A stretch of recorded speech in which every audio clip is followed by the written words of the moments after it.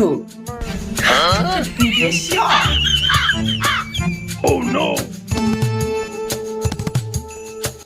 আরে কে রে, কোথা থেকে ধরে নিয়ে আসলি?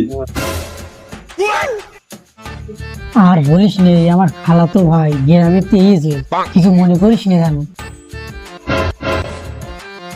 সারা লোক তো আমার কাছে দেখতেছে, অন্তত টিস্যু পেপার দিয়ে মুখটা মুছে নে।